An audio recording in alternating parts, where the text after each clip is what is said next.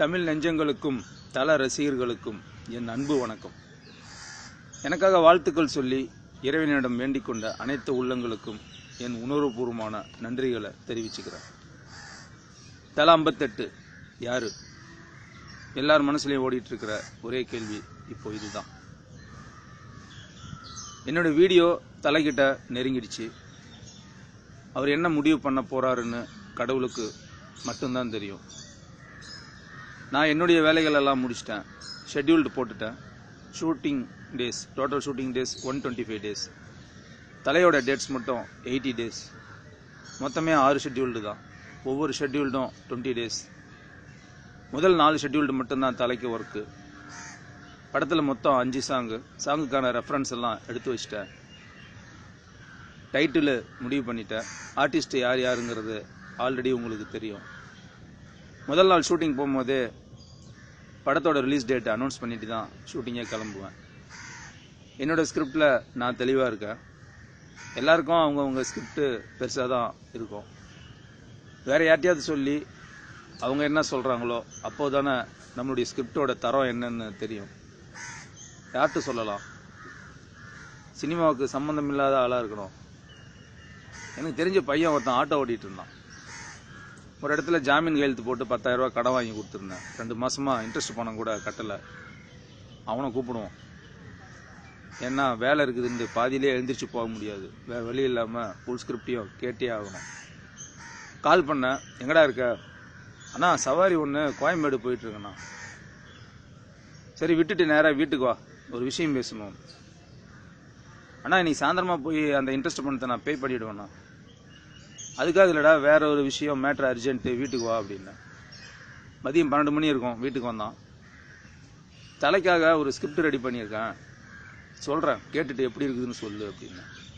ஐயோ அண்ணா, நான் தளபதியோட ஃபேன்னா. ஓ அப்படியா?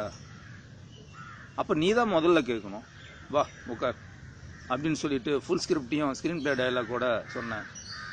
12 மணிக்கு ஆரம்பிச்சது, 3 மணிக்கு முடிஞ்சுது. 3 ஹவர்ஸ் ஆச்சு. கிளம்பி போகிறதுக்காக கதவு திறந்து வெளியில் வந்தோம். ஆட்டோ ஸ்டார்ட் பண்ணுறதுக்காக ஆட்டோ கிட்ட போனோம். மணி 3 ஆச்சாடா, என் வீட்டிலே கொஞ்சம் சாப்பிட்டு போயிடுறியா அப்படின்னு. அவ்வளோ நேரம் அமைதியாக இருந்தவன், நோ, இத்தனை நாள் மதியத்தில் பிரிஞ்சி சாதம், தயிர் சாதம், தக்காளி சாதம் தான் நான் சாப்பிட்ருக்கேன். ஃபுல் மீல் சாப்பிட்ட மாதிரி இருக்குதுண்ணா. என்னடா சொல்கிற? நோ, என்னண்ணா இந்த மாதிரி பண்ணி வச்சுருக்கீங்க? ஏன்டா கேவலமாக இருக்குதா? நோ, தாறுமாறாக இருக்குதுண்ணா. இன்ட்ரடக்ஷன் சீன்லாம் சான்ஸே இல்லைண்ணா. அவனுங்கெல்லாம் சும்மாவே ஆடுவானுங்க. இந்த மாதிரி ஒரு இன்ட்ரடக்ஷன்லாம் கொடுத்தீங்கன்னா முடிஞ்சு போச்சுண்ணா, அவ்வளோதான். தம்பி, அந்த 2 மாதம் இன்ட்ரெஸ்ட் பணத்தை நானே கட்டிடுறேன்டா. தயவுசெய்து உனக்கு என்ன தோணுதோ அதை மட்டும் சொல்கிறா. நோ, என்னண்ணா பைசா, நாளைக்கே போய் மொத்த பணத்தையும் கட்டிடுறேண்ணா. பண்ணுறதெல்லாம் பண்ணிவிட்டு ஒன்றுமே தெரியாத மாதிரி கேட்குறீங்க. லவ் சீன்லாம் சான்ஸே இல்லைண்ணா. எனக்கே அப்படி இருக்குது. ஸ்க்ரீனில் அவர் இந்த மாதிரி பண்ணணும், இந்த மாதிரி பண்ணினதே இல்லைண்ணா அப்படின்னா. நான் சொல்கிறதே தப்பாக நினச்சிக்காதரா. உசுப்பேத்தி தான் லிங்குசாமின்னு ஒரு டைரக்டர் அஞ்சான் படத்தில் ரொம்ப நொந்து போயிட்டார். அண்ணனுக்கு ஹார்ட்டில் ஆப்ரேஷன் பண்ணியிருக்கு. உண்மையை சொன்னால் மனசு கஷ்டப்படுவாருன்னு நினைக்காதரா அப்படின்னா. நோ, எங்கள் அம்மாட்ட நான் குடித்த தாய்ப்பால் சுத்தமானதுண்ணா. நான் சொல்கிற வார்த்தை உண்மையானதுண்ணா.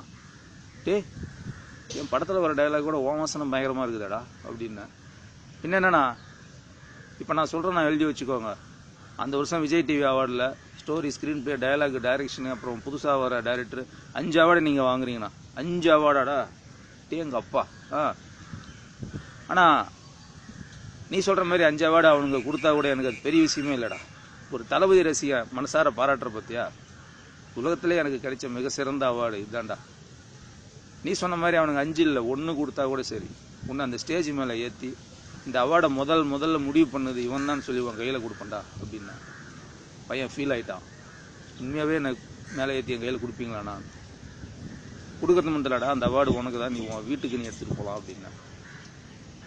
ஒரு தளபதியோட ரசிகனை பெருமைப்படுத்துறதுல ஒரு தல ரசிகனா எனக்கு சந்தோஷம்தான்.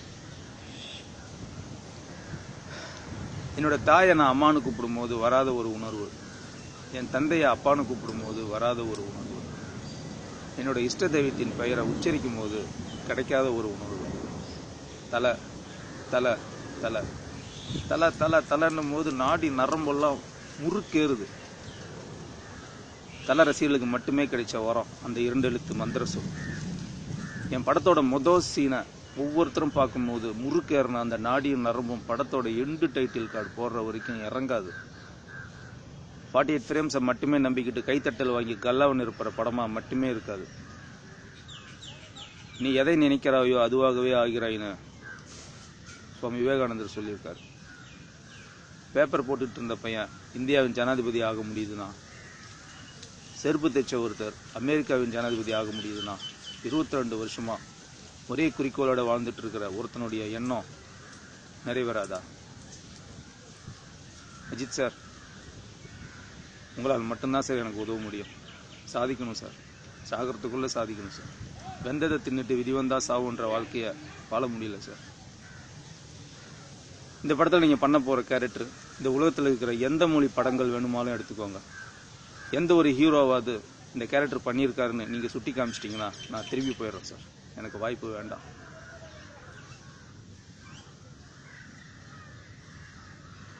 தலா 58க்கு பிறகு நீங்கள் யாருக்கு வேணாலும் வாய்ப்பு கொடுங்க சார். முடிஞ்ச அந்த படத்தோட சாதனையை தொட சொல்லுங்க சார். உங்களை விட்டு கொடுத்துட மாட்டோம் சார், என்னை நம்புங்க. நகைக்கடையில் இருந்தால் தான் வைரக்கல்லா சார்? ரோட்டில் குப்பை பொறுக்கிறவங்க கையில் அதே கல் இருந்தால் அதுக்கு மதிப்பு இல்லையா? கூப்பிட்டு உரசி பாருங்க சார், அது வைரமா கண்ணாடியான்னு தெரிஞ்சு போயிடும். காத்துட்ருக்கேன் சார் உங்களுடைய அழைப்புக்காக.